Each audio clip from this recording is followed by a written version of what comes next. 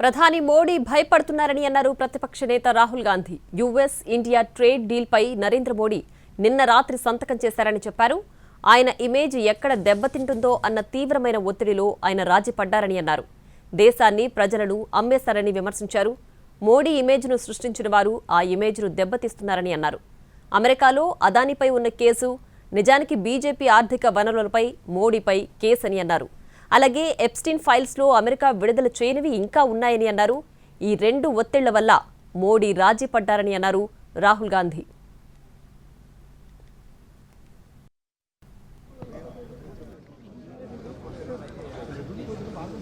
मोदी जी घबराए हुए हैं. आपने देखा जो ट्रेड डील 4 महीने से रुकी हुई थी. 4 महीने से कुछ बदला नहीं. किसी न किसी कारण,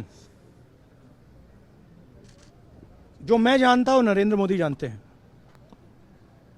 नरेंद्र मोदी जी ने कल शाम उस डील को साइन कर दिया. नरेंद्र मोदी जी पर प्रेशर है,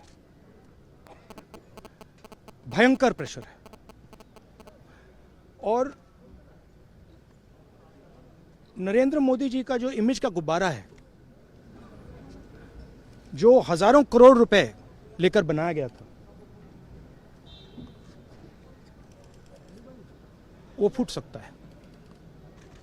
इशू ये नारावाने की स्टेटमेंट नहीं है,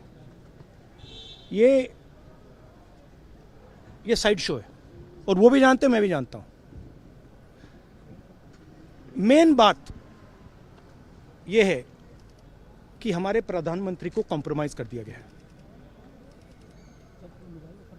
किसने किया है, कैसे किया है,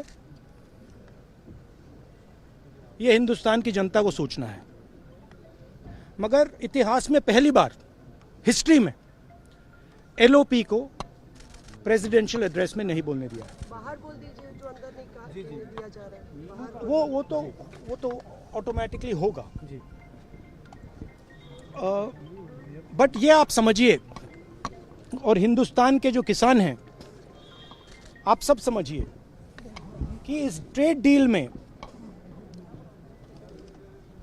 आपकी मेहनत को, आपके खून पसीने को नरेंद्र मोदी जी ने बेच दिया है. और वो इसलिए बेचा है क्योंकि ये कॉम्प्रोमाइज्ड है.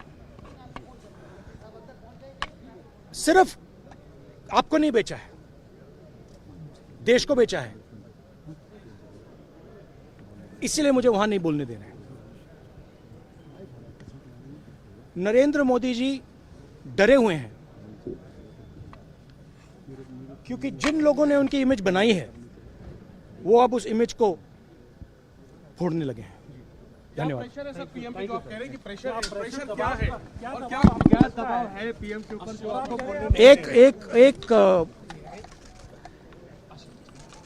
एक अदानी जी पर केस है यूनाइटेड स्टेट्स में. वो अदानी जी को टारगेट नहीं कर रहा है, वो नरेंद्र मोदी के फाइनेंशियल स्ट्रक्चर को टारगेट कर रहा है. एक वो है. दूसरा है एप्स्टाइन फाइल्स. एप्स्टाइन फाइल्स में अभी और माल है, वो अभी रिलीज नहीं हुआ है. इसीलिए इस दबाव में आकर एप्स्टाइन फाइल्स में जो है, जो पूरा देश जानना चाहता है, मगर अभी अमेरिका ने रिलीज नहीं किया है. और दूसरा जो अदानी जी पर केस है, जो एक्चुअली मोदी जी पर केस है, क्योंकि वो बीजेपी का फाइनेंशियल स्ट्रक्चर है, मोदी जी का फाइनेंशियल स्ट्रक्चर है. तो ये दो प्रेशर पॉइंट्स हैं. और आप ये बात समझ लो, देश ये समझ ले